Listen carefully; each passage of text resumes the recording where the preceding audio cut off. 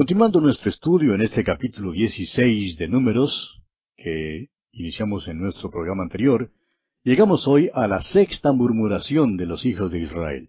Leamos los versículos 41 y 42 de este capítulo 16. El día siguiente, toda la congregación de los hijos de Israel murmuró contra Moisés y a Aarón diciendo, Vosotros habéis dado muerte al pueblo de Jehová. Y aconteció que cuando se juntó la congregación contra Moisés y a Aarón, miraron hacia el tabernáculo de reunión, y he aquí la nube lo había cubierto, y apareció la gloria de Jehová. Encontramos ahora que los hijos de Israel todavía se están quejando. Los rebeldes habían sido juzgados, y ahora les echan la culpa a Moisés y a Aarón. Pero es muy claro que Moisés y Aarón no lo hicieron. Fue Dios mismo quien lo hizo. Fíjese usted una vez más que después de esta murmuración, la gloria del Señor volvió a aparecer. Ahora Dios está listo para juzgar a este pueblo murmurador. Sin embargo, el mismo hombre del que se quejan es quien se para entre el pueblo y Dios, para impedir que el juicio de Dios descienda sobre ellos. Leamos los versículos 43 al 50 de este capítulo 16 de Números. Y vinieron Moisés y Aarón delante del tabernáculo de reunión. Y Jehová habló a Moisés diciendo, Apartaos de en medio de esta congregación, y los consumiré en un momento. Y ellos se postraron sobre sus rostros. Y dijo Moisés a Aarón, Toma el incensario y pon en el fuego del altar, y sobre él pon incienso, y ve pronto a la congregación, y haz expiación por ellos, porque el furor ha salido de la presencia de Jehová, la mortandad ha comenzado. Entonces tomó Aarón el incensario, como Moisés dijo, y corrió en medio de la congregación, y he aquí que la mortandad había comenzado en el pueblo, y él puso incienso e hizo expiación por el pueblo, y se puso entre los muertos y los vivos, y cesó la mortandad. Y los que murieron en aquella mortandad fueron 14,700, sin los muertos por la rebelión de Coré. Después volvió Aarón a Moisés a la puerta del tabernáculo de reunión, cuando la mortandad había cesado. Ahora esta actitud de Moisés que encontramos aquí en estos versículos, la encontramos reflejada también en el apóstol Pablo. Y él dice en su carta a los Romanos, capítulo 9, versículos 1 al 5, Verdad digo en Cristo, no miento, y mi conciencia me da testimonio en el Espíritu Santo, que tengo gran tristeza y continuo dolor en mi corazón. Porque deseara yo mismo ser anatema, separado de Cristo, por amor a mis hermanos, los que son mis parientes según la carne, que son israelitas, de los cuales son la adopción, la gloria, el pacto, la promulgación de la ley, el culto y las promesas, de quienes son los patriarcas, y de los cuales, según la carne, vino Cristo, el cual es Dios sobre todas las cosas, bendito por los siglos. Amén. Es decir que estos dos hombres, Moisés y Pablo, estaban tan interesados, amaban tanto a este pueblo de Israel, que estaban dispuestos a morir ellos mismos, o a ser separados de Cristo, como dice el apóstol Pablo, si eso fuera posible, por amor a sus hermanos, de manera que ellos pudieran ser salvos. Y así, amigo oyente, concluimos nuestro estudio de este capítulo 16 de Números. Llegamos ahora al capítulo 17. Y en este capítulo 17 encontramos que la vara de Aarón florece. Dios confirma el sacerdocio y establece el hecho de que Aarón es el sumo sacerdote y los establece mediante la resurrección. Leamos pues los primeros 5 versículos de este capítulo 17 de Números. Luego habló Jehová a Moisés diciendo, Habla a los hijos de Israel y toma de ellos una vara por cada casa de los padres, de todos los príncipes de ellos, 12 varas conforme a las casas de sus padres, y escribirás el nombre de cada uno sobre su vara. Y escribirás el nombre de Aarón sobre la vara de Leví, porque cada jefe de familia de sus padres tendrá una vara. Y las pondrás en el tabernáculo de reunión delante del testimonio, donde yo me manifestaré a vosotros. Y florecerá la vara del varón que yo escoja, y haré cesar de delante de mí las quejas de los hijos de Israel con que murmuran contra vosotros. Los hijos de Israel estaban murmurando contra Aarón, diciendo que él no era el único que les podía representar delante de Dios. Fue una rebelión contra él, y por tanto Dios ahora confirma su sacerdocio de una manera extraordinaria. Tomaron esas 12 varas. Cada vara estaba más muerta que un palo de escoba. Pusieron, pues, esas varas delante del Señor. La vara de Aarón estaba allí entre las otras, y es más que seguro que su vara estaba tan muerta como todas las demás. ¿Pero qué pasó? Bueno, veamos el versículo 8. Y aconteció que el día siguiente vino Moisés al tabernáculo del testimonio, y he aquí que la vara de Aarón de la casa de Leví había reverdecido y echado flores, y arrojado renuevos, y producido almendras. Esta es la vida que procede de la muerte. El sacerdocio de Aarón fue confirmado por la resurrección. Esas varas estaban muertas. La vara de Aarón estaba muerta también, pero fue hecha viva. Floreció y dio fruto, es decir, que la vida vino de la muerte. O sea que se produjo la resurrección. Permítanos decirle, amigo oyente, que el reflorecimiento de las matas que han estado durmientes durante el invierno no es en realidad un caso en que la vida venga de la muerte. La primavera no ilustra la resurrección de Cristo, tampoco la ilustra el polluelo que viene del huevo. Ya hay vida en el huevo. La resurrección es la vida que procede de la muerte. Este incidente halla su cumplimiento en el Señor Jesucristo. El sacerdocio del Señor Jesucristo se apoya en el hecho de su resurrección. Se nos dice, con toda franqueza, en la carta a los Hebreos capítulo 8, versículos 4 al 6, que si Él estuviera aquí en la tierra, no sería sacerdote. Su resurrección le hizo sacerdote. Leamos ese pasaje allá en Hebreos capítulo 8, versículos 4 al 6. Y a propósito, amigo oyente, quisiéramos que usted leyera juntamente con nosotros ese pasaje. Así es que búsquelo allá en la carta a los Hebreos, capítulo 8, versículos 4 al 5, para que así se dé cuenta lo que vamos comentando. Muy bien. Este pasaje dice, así que si estuviese sobre la tierra, ni siquiera sería sacerdote, habiendo aún sacerdotes que presentan las ofrendas según la ley, los cuales sirve a lo que es figura y sombra de las cosas celestiales, como se le advirtió a Moisés cuando iba a erigir el tabernáculo, diciendo, mira, haz todas las cosas conforme al modelo que se te ha mostrado en el monte. Pero ahora, tanto mejor ministerio es el suyo, cuanto es mediador de un mejor pacto establecido sobre mejores promesas. Luego nos dice que todos los hombres no llegan a ser sacerdotes. Una vez más, en Hebreos capítulo 5, versículo 4 leemos, y nadie toma para sí esta honra, sino el que es llamado por Dios, como lo fue a Aarón. La evidencia de su llamado era la resurrección. El Señor Jesucristo fue levantado de los muertos y llegó a ser nuestro sumo sacerdote. Una vez más, en Hebreos capítulo 7, versículo 24 y versículo 25 leemos, tiene un sacerdocio inmutable, por lo cual puede también salvar perpetuamente a los que por él se acercan a Dios, viviendo siempre para interceder por ellos. En este mismo momento, amigo oyente, Él está a la diestra de Dios. Hoy mismo Él está allí intercediendo por usted y por mí. Uno de los privilegios más grandes que tenemos es el de poder acercarnos a Él. Nos es posible acercarnos a Él y Él intercede por nosotros.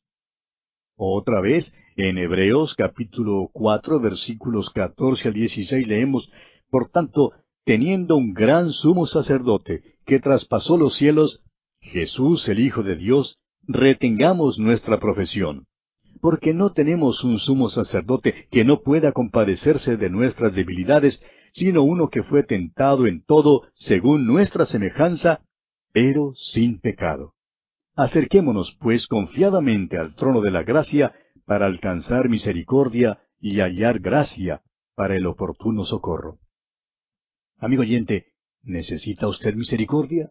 ¿Necesita ayuda en este día? ¿Es acaso monótona su vida?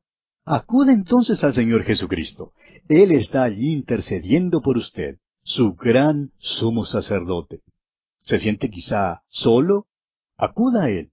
¿Es la vida una batalla que usted está perdiendo? ¿Se siente tal vez derrotado? Acuda entonces a Él. ¿No puede tal vez vencer la tentación? Acérquese a Él. ¿Le parece quizá que la vida es una equivocación terrible y le falta sabiduría para alguna decisión que tiene que hacer? Vaya a Él, amigo oyente. ¿Hay tristeza en su vida? Busque a Jesucristo. Él es nuestro gran sumo sacerdote debido a su resurrección de los muertos. Él está vivo hoy. Él está hoy a la diestra de Dios intercediendo por usted y por mí. Leamos ahora los versículos 9 y 10 de este capítulo 17 de Números. Entonces sacó Moisés todas las varas de delante de Jehová a todos los hijos de Israel, y ellos lo vieron, y tomaron cada uno su vara. Y Jehová dijo a Moisés, vuelve la vara de Aarón delante del testimonio, para que se guarde por señal a los hijos rebeldes, y hará cesar sus quejas de delante de mí, para que no mueran. Estamos seguros que estas varas habían sido recogidas en el desierto. Probablemente habían sido talladas y se habían dado ciertas formas con un cuchillo, y quizá algunas aún estaban adornadas. Lo que es seguro es que esas varas estaban bien muertas. Ahora, la que fue hecha viva, la vara de Aarón que floreció y produjo almendras, esa tuvo que ser guardada para un testimonio y un recuerdo. Esta vara era una de las 3 cosas que se guardaban en el arca del pacto, como lo dice el escritor a los Hebreos en el capítulo 9, versículo 4. Y el arca del pacto, cubierta de oro por todas partes, en la que estaba una urna de oro que contenía el maná, la vara de Aarón que reverdeció, y las tablas del pacto. Permítanos, amigo oyente, poner énfasis una vez más en el hecho de que tenemos en este día un Cristo viviente. Vive siempre para interceder por nosotros. Nos apoyamos en un Cristo que vive desde su resurrección. Es decir, no nos apoyamos en su vida terrenal. El hecho es que su vida impecable en la tierra condena nuestra vida pecadora. No, nos apoyamos en la vida resucitada de Cristo. Vino hasta la tierra y tomó nuestro lugar, se identificó con nosotros, pero ahora ha ascendido al cielo, habiendo sido resucitado de los muertos, y hoy está sentado a la diestra de Dios, y allí intercede por nosotros. Eso, amigo oyente, es de suma importancia. Es en realidad la cosa más importante en todo el mundo. Y así pues concluye nuestro estudio del capítulo 17 de Números. Llegamos ahora al capítulo 18. En este capítulo tenemos la confirmación del sacerdocio. Estamos estudiando una porción del libro de Números que abarca los capítulos 16 al 19. Y en el capítulo 16 vimos la rebelión de Coré y de los 250 príncipes de Israel contra la autoridad constituida de Moisés y de Aarón. Y vimos cómo Dios juzgó a esos rebeldes, con un juicio muy severo, porque su rebelión realmente era contra Dios. Luego hubo repercusiones en todo el campamento y una murmuración del pueblo porque creían que el juicio había sido demasiado duro. Nos parece escuchar a uno de ellos decir, bueno, después de todo, estos eran hombres de una personalidad atrayente, eran los líderes de Israel. Pero, amigo oyente, estas personas que hablaban así no tenían realmente ningún discernimiento espiritual y por eso culparon a Moisés. Pero Moisés no era más culpable de su muerte que lo que era Simón Pedro de la muerte de Ananías y Zafira. En realidad, creemos que Moisés mismo estuvo muy sorprendido por lo que sucedió. Vimos entonces que descendió una plaga sobre el pueblo debido a su murmuración. Moisés entonces se paró entre los vivos y los muertos, llegando así a ser su verdadero intercesor. Luego en el capítulo 17 vimos cómo Dios testificó del sacerdocio de Aarón mediante la resurrección. Causó que la vara de Aarón floreciera y hasta produjera almendras. Ahora aquí en el capítulo 18 veremos que Dios halla que es necesario confirmar el sacerdocio. Comencemos entonces leyendo los primeros 2 versículos de este capítulo 18 de Números. Jehová dijo a Aarón, tú y tus hijos y la casa de tu padre contigo llevaréis el pecado del santuario, y tú y tus hijos contigo llevaréis el pecado de vuestro sacerdocio. Y a tus hermanos también, la tribu de Leví, la tribu de tu padre, haz que se acerquen a ti y se junten contigo y te servirán. Y tú y tus hijos contigo serviréis delante del tabernáculo del testimonio. Dios les está diciendo a los levitas que ellos son responsables de lo que ha ocurrido. Ahora debemos recordar que Coré era levita. La rebelión pues se originó en la tribu de Leví. Dios entonces les dice que ellos son los responsables. Amigo oyente, usted y yo somos responsables hoy en día de nuestro testimonio cristiano, de nuestras familias y de nuestra iglesia. A mucha gente le gusta asumir una actitud de creerse más santos que otros, y luego desprecian a la iglesia y hablan de cómo la iglesia se va a la apostasía. Ahora es verdad que la iglesia se va a la apostasía, pero esto también es verdad. Cuando hay pecado en la iglesia, usted y yo, amigo oyente, somos responsables hasta cierto grado. Si hay pecado en nuestras vidas, si hay pecado en nuestra familia, no podemos escapar a esa responsabilidad. Y esto es lo que Dios le está diciendo a Aarón aquí. Aarón no puede mirar todo lo que está pasando entre los levitas y asumir una actitud de ser más santo que los demás. Aarón no puede elevarse a sí mismo para tratar de hacer notar que él es el elegido de Dios, a quien Dios ha escogido para servir como sumo sacerdote. El hombre de Dios, amigo oyente, debe andar con humildad. El hombre de Dios tiene que asumir su responsabilidad. En los versículos 3 al 18 de este capítulo 18 de Números, Dios les explica a los levitas, con todo detalle, que ellos están encargados del tabernáculo, de todos los enseres, del santuario y del altar. Luego Dios describe con gran detalle también la porción de las ofrendas que pertenecen al sacerdocio. Los sacerdotes debían ser sostenidos por su porción de las ofrendas y por toda la ofrenda mecida que era dada al sacerdote. La ofrenda mecida no era ofrecida como holocausto. Leamos entonces el versículo 19 de este capítulo 18 de Números. Todas las ofrendas elevadas de las cosas santas que los hijos de Israel ofrecieran a Jehová, las he dado para ti y para tus hijos y para tus hijas contigo por estatuto perpetuo. Pacto de sal perpetuo es delante de Jehová para ti y para tu descendencia contigo. Así era como se sellaba un pacto en aquel entonces.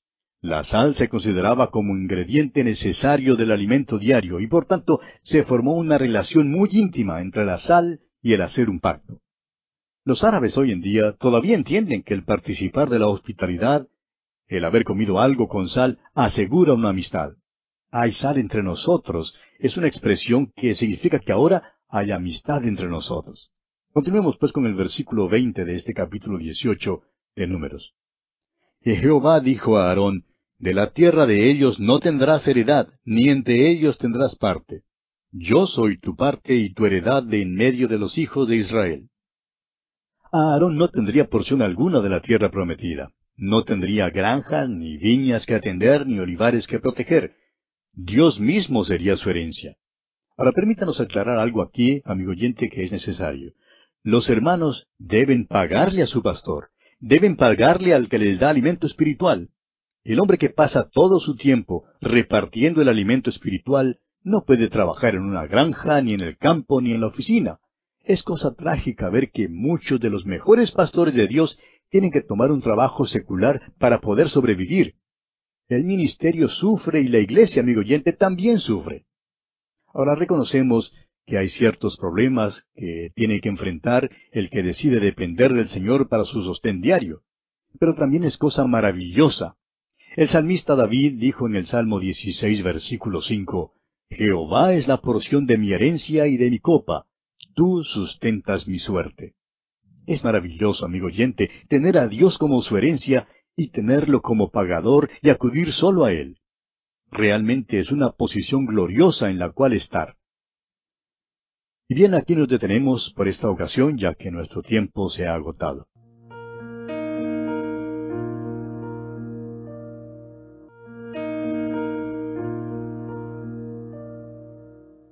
Continuamos hoy nuestro estudio en el capítulo 18 de Números.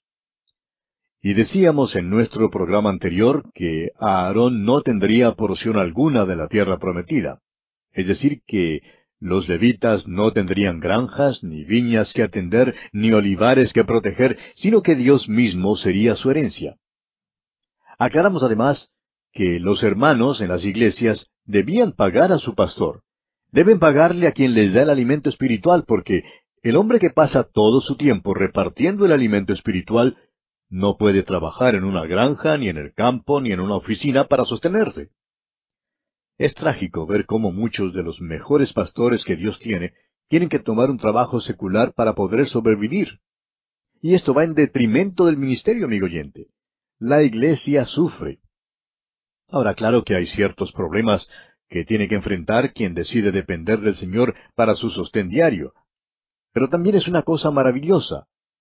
El salmista David dijo en el Salmo 16, versículo 5, Jehová es la porción de mi herencia y de mi copa. Tú sustentas mi suerte. Es maravilloso tener a Dios como su herencia y tenerlo como pagador y acudir solo a Él. Realmente es una posición gloriosa en la cual estar. Bueno, en los versículos 21 al 23, con los cuales vamos a comenzar hoy, el Señor continúa dirigiéndose a los levitas y les dice, versículos 21 al 23 de este capítulo 18 de Números, Y he aquí, yo he dado a los hijos de Leví todos los diezmos en Israel por heredad, por su ministerio, por cuanto ellos sirven en el ministerio del tabernáculo de reunión. Y no se acercarán más los hijos de Israel al tabernáculo de reunión, para que no lleven pecado por el cual mueran. Mas los levitas harán el servicio del tabernáculo de reunión, y ellos llevarán su iniquidad, estatuto perpetuo para vuestros descendientes, y no poseerán heredad entre los hijos de Israel. Tenemos aquí la posición de los levitas. Debían servir en el tabernáculo de la congregación, debían ser sostenidos por el diezmo en Israel. Y esto significaba que los levitas también debían andar por la fe. Ahora muchas veces surge la pregunta en cuanto a si los predicadores, los misioneros y los miembros de la junta de las iglesias deben ofrendar a la iglesia. Y notamos hoy en día que hay muchísimas personas que creen que no deben ofrendar. Y quisiéramos decir unas palabras en cuanto a esto. Estamos aquí tratando reglas y reglamentos en la ley mosaica. Ahora es verdad que hoy en día no vivimos bajo el sistema mosaico. Sin embargo, creemos que estas reglas nos presentan algunos de los grandes principios que deben guiar nuestra manera de vivir. Son como mapas de carretera, digamos, para ayudarnos en estas tareas dudosas. Leamos pues el versículo 26 de este capítulo 18 de Números. Así hablarás a los levitas y les dirás, Cuando toméis de los hijos de Israel los diezmos que os he dado de ellos por vuestra heredad, vosotros presentaréis de ellos en ofrenda mecida a Jehová el diezmo de los diezmos. Y Dios continúa hablándoles hasta el final del capítulo sobre las ofrendas que ellos debían dar. Dios les dijo a los levitas que debían dar la 10ª parte de lo que recibían. Permítanos decir, amigo oyente, que creemos que el obrero cristiano, no importa quién sea, ya sea misionero, predicador, evangelista, miembro de la junta directiva de la iglesia, lo que sea, debe dar también para la obra del Señor. Creemos que debe dar a su iglesia. Hemos observado cómo muchas iglesias, cuando se pasa el plato en el cual se reciben las ofrendas, lo llevan hasta la plataforma y allá el pastor y los demás que estén allí también ofrendan. Y esto nos parece procedente y apropiado. Es muy importante, amigo oyente, porque sirve de ejemplo a la congregación. El Dr. McGee nos cuenta que es práctica a través de la Biblia en el idioma inglés, enviar libritos y cintas a los misioneros y a los obreros cristianos sin cobrarles nada. Pero ¿sabe usted que la mitad de ellos los pagan? Un misionero, nos dice el Dr. McGee, estaba de vacaciones una vez y empezó a sintonizar el programa. Estaba desanimado y la verdad es que creía que estaba perdiendo su fe. Empezó pues a escuchar los programas y nunca perdió ni un solo programa.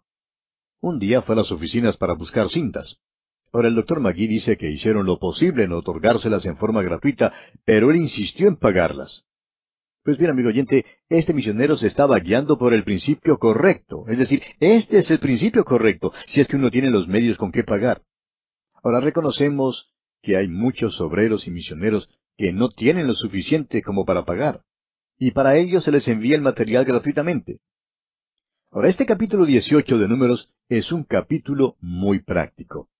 Tiene un mensaje muy definido para nosotros en el día de hoy. Y así concluimos el estudio de este capítulo 18 de Números y llegamos ahora al capítulo 19. En este capítulo 19 tenemos la ofrenda y las cenizas de la vaca alazana. Llegamos ahora a una de las ofrendas más interesantes. Se llama la ofrenda de la vaca alazana y es algo realmente extraordinario. Leamos los primeros 2 versículos de este capítulo 19 de Números. Jehová habló a Moisés y a Aarón diciendo, Esta es la ordenanza de la ley que Jehová ha prescrito, diciendo, Di a los hijos de Israel que te traigan una vaca alazana, perfecta, en la cual no haya falta, sobre la cual no se haya puesto yugo. Ahora notamos que esta ofrenda debía ser un animal hembra, lo cual nos parece extraño, pero continuemos con los versículos 3 al 8. Y la daréis a Eleazar el sacerdote, y él la sacará fuera del campamento, y la hará degollar en su presencia. Y Eleazar el sacerdote tomará de la sangre con su dedo, y rociará hacia la parte delantera del tabernáculo de reunión con la sangre de ella 7 veces. Y hará quemar la vaca ante sus ojos, su cuero y su carne y su sangre con su estiércol hará quemar. Luego tomará el sacerdote madera de cedro, e hisopo y escarlata, y lo echará en medio del fuego en que arde la vaca. El sacerdote lavará luego sus vestidos, lavará también su cuerpo con agua, y después entrará en el campamento, y será inmundo el sacerdote hasta la noche. Asimismo, el que la quemó lavará sus vestidos en agua, también lavará en agua su cuerpo, y será inmundo hasta la noche. Ahora, ¿cuál es el motivo de todo esto, amigo oyente? Bueno, veamos el versículo 9. Y un hombre limpio recogerá las cenizas de la vaca, y las pondrá fuera del campamento en lugar limpio, y las guardará a la congregación de los hijos de Israel, para el agua de purificación, es una expiación. Y pasando ahora a los versículos 17 al 19, encontramos para qué servía todo esto. Versículo 17 dice, Y para el inmundo tomarán de la ceniza de la vaca quemada de la expiación, y echarán sobre ella agua corriente en un recipiente. Y un hombre limpio tomará hisopo y lo mojará en el agua, y rociará sobre la tienda, sobre todos los muebles, sobre las personas que allí estuvieren, y sobre aquel que hubiere tocado el hueso, o el asesinado, o el muerto, o el sepulcro. Y el limpio rociará sobre el inmundo al tercero y al séptimo día, y cuando lo haya purificado al día séptimo, él lavará luego sus vestidos, y asimismo se lavará con agua, y será limpio a la noche. Ahora vamos a estudiar esta ofrenda. Cuando los hijos de Israel estaban en marcha y un hombre pecaba, no podían pararse allí mismo para levantar el tabernáculo y cumplir el rito de la ofrenda de transgresión o una ofrenda por el pecado. ¿Qué iban a hacer entonces cuando un hombre pecaba así? Pues dice aquí que debían tomar las cenizas de esta vaca alazana y mezclarlas con agua corriente. Luego debían tomar el hisopo, el agua y las cenizas y aplicarlas al individuo que había pecado. Parece algo muy extraño, ¿verdad? Permítame decirle, sin embargo, amigo oyente, que tiene gran significado para nosotros hoy en día. Fue así como Dios trató el pecado de esas personas. Y Dios también tiene una manera de tratar nuestro pecado. Permítanos contarle otro incidente extraño. Cuando nuestro Señor Jesucristo entró en el aposento alto con los discípulos, lo primero que hizo fue buscar un lebrillo de agua para lavar los pies de los discípulos. Ahora, ¿por qué hizo eso? Jesús le explica el motivo a Simón Pedro. Le dice en el capítulo 13 del Evangelio según San Juan, versículo 8, Si no te lavare, no tendrás parte conmigo.